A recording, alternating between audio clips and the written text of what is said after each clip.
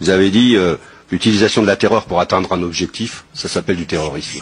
C'est exactement ce que j'ai dit au président de la Knesset.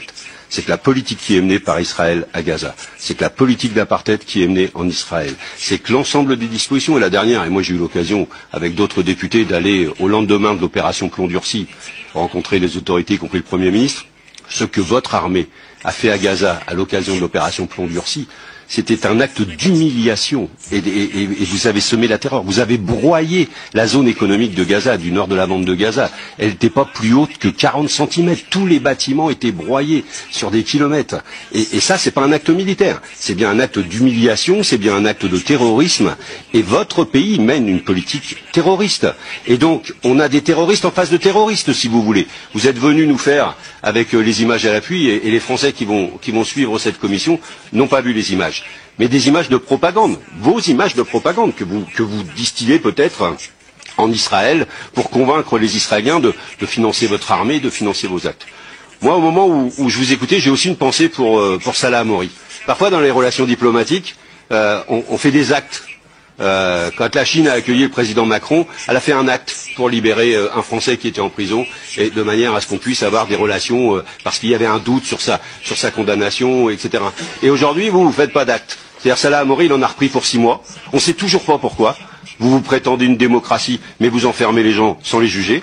Et vous, peut-être que quand on vous pose des questions embarrassantes, je l'ai vu tout à l'heure, sur la question de l'Iran, sur la question de la bombe atomique, vous dites, moi, je suis pas là pour faire de la politique. Vous faites de la politique depuis le premier mot que vous avez cité. Et vous ne répondez pas aux questions qui vous embarrassent. Alors, c'est vrai que vous êtes le bras armé de ces terroristes, de ce terrorisme d'État.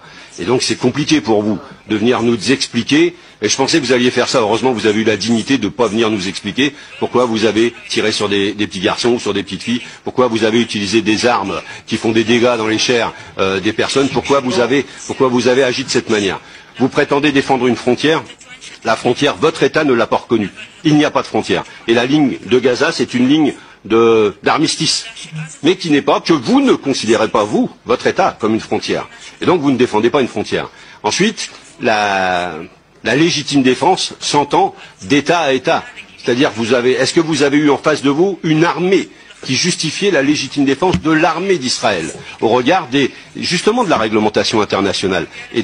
C'était pas le cas. Et vous avez bien vu qu'en face de vous, vous aviez des jeteurs de cailloux, peut-être vous avez des gens qui faisaient voler des cerfs-volants, peut-être vous avez des pneus brûlés, vous appelez ça la terreur. Moi, quand je manifeste sur le port du Havre, parfois les dockers font brûler des pneus et ça fait la même fumée et c'est un acte de résistance. Aujourd'hui, les Palestiniens ont droit à cette résistance. La résolution des Nations Unies les autorise à ce retour.